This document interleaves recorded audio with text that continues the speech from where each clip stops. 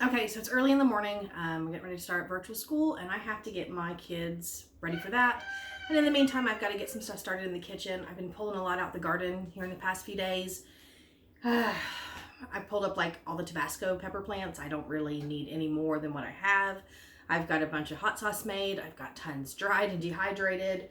And I'm using what's left to actually make some hot pepper vinegar.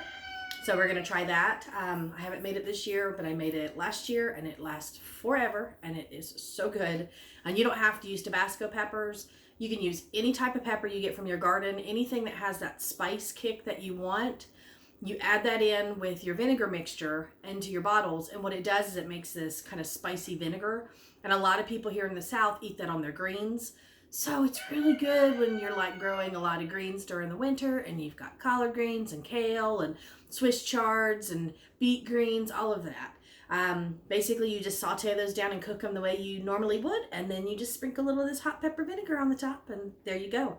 It's also really good to like eat on roast beef, or if you have pot roast, just put a little sprinkle on there, or even like pulled pork sandwiches. It's good stuff.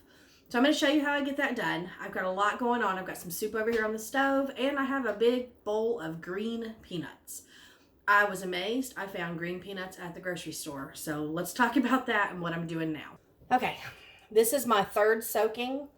I have green peanuts, which are straight from the ground. They are not roasted. They are not boiled. They are not anything yet. And what you do is you put half a cup of salt into water. And I like to use warm water. And you soak your peanuts for overnight or up to 24 hours. But you want to weigh them down with a plate because I'm going to show you. I'm going to move the top one. There's actually 2 plates in here. Peanuts float everywhere. There's no way to keep them down under the water. They just float to the top.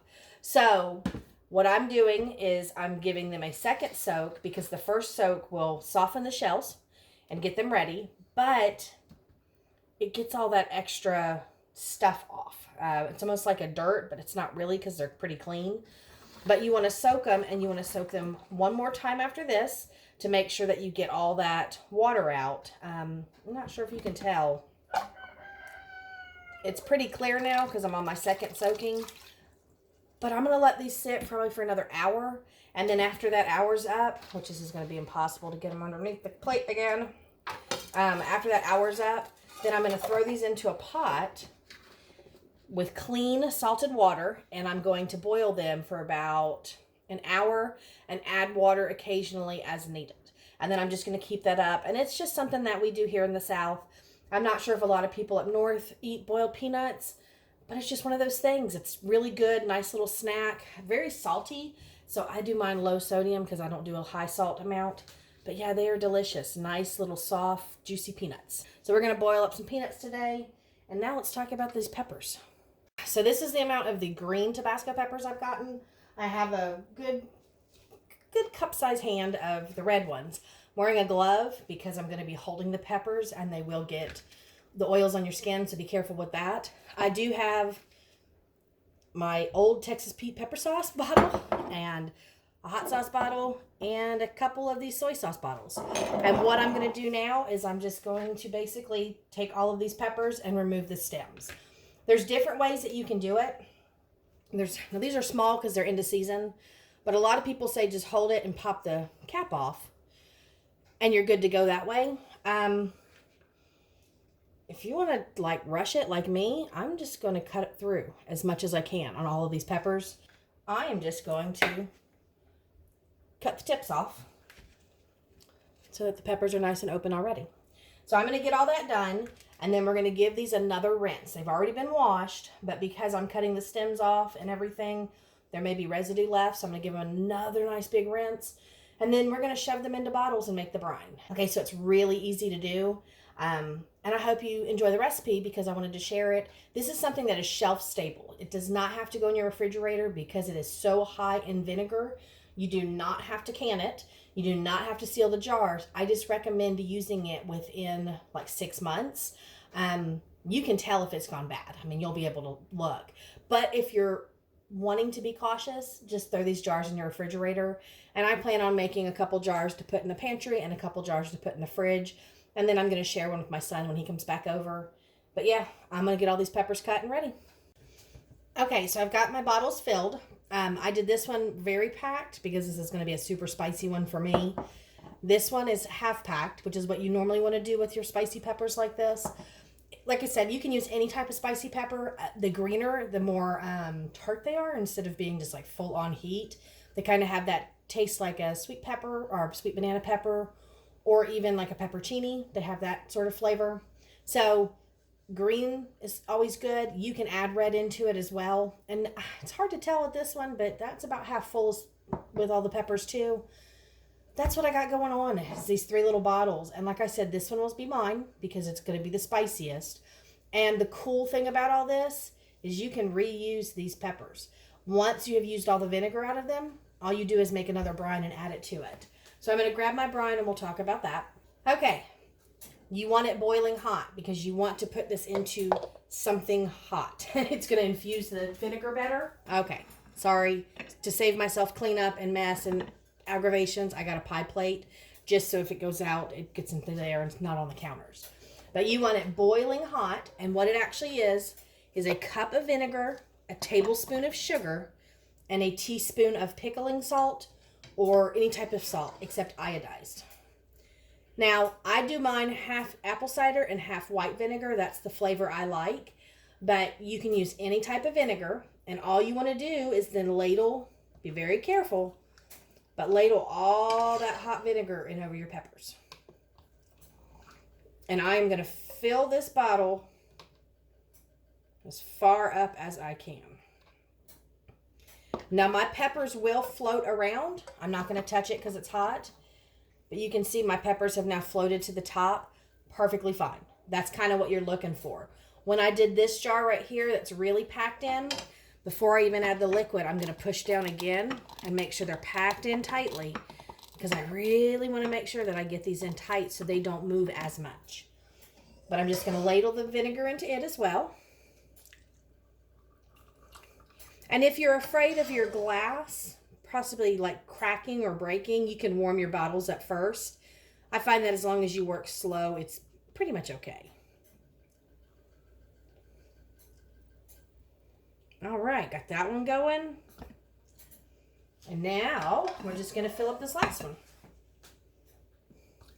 And I prefer to use a funnel. You can just use a ladle that has the pour spout on the end, or you can put it into a measuring cup with a pour spout. But I prefer to use the funnel just because it gives me a little bit of better control.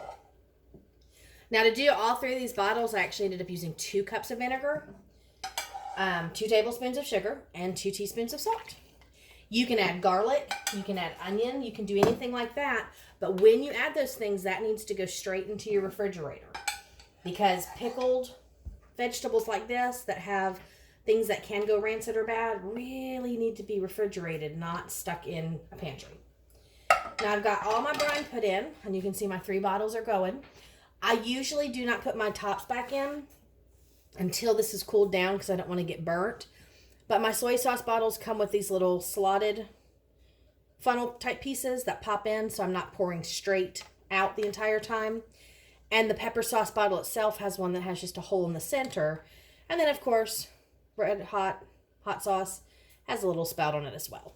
So that's why I prefer to use these type of bottles. Then I can keep my peppers in and I can just use my vinegar. But that's it. So I'm going to let these cool completely, and then I'm going to get them all sealed up. Let them sit for about a week before you begin to use them. The longer they sit, the hotter they become. And again, all of this can be reused until the peppers go bad, which take pretty much almost a year to a year and a half. I've had a jar in my fridge that's been in there for about a year and a half. So let me show you that one. Okay, this is the jar that I made actually last year for my garden. And you can see I used red and green Tabasco peppers in there. And I think I threw in some serranos as well. It still smells great. It's been refilled. That's why I have so much brine in here. But I also added some black peppercorns to this and a clove of garlic. Like I said, you can flavor it up however you want. I waited till the end just to add some different flavor. And that way I have this for putting on beans or, any of my greens or whatever. Just a very basic staple to have in a southern kitchen is some hot pepper sauce or pepper vinegar, as they call it. So I still got all these peanuts going over here on the stove. They're going to be boiling for about 3 hours, and then I'll be done with those. All I've done is added salted water. Salt content is up to you. It calls for a cup of salt for this little batch. I think that's way crazy. So I only did like maybe 3 tablespoons worth. And I can always taste them when they're halfway through. And you just got to make sure you stir them up, people. Just make sure you stir them, rotate them, because like I said, peanuts float. So they're going to come to the top a lot. So I just stir them around, and I keep a lid on them, because then that keeps my boiling water going without boiling over. And again, it'll take about 3 hours. It can take up to 6 hours, depending on how hard the peanuts were to begin with. All you basically do is take one out and test it. In about 3 hours, pull one out, cool it off, pop it, eat your peanut. So again, just sharing some of the things that Southerners do. I guess that's the best way to put it. Boiled peanuts for a snack, and they're great just to sit and munch like you would a roasted peanut. You can add Cajun seasoning to them. You can add garlic. You can add whatever flavors you want to infuse in there. And the shells get really, really, really soft. So you can even eat the shells if you wanted to. I mean, my kids eat fried peanuts. There's a place around here that sells them fresh. And they'll just pop the whole shell in their mouth and eat them. It's up to you. Just like with sunflower seeds, you eat the shell or you don't. But boiled peanuts and hot pepper, vinegar, pepper sauce. Easy stuff. But like I said, I'm preparing and I'm using all the stuff that's coming from the end of my garden. And I was honestly surprised to find peanuts at the grocery store that were green.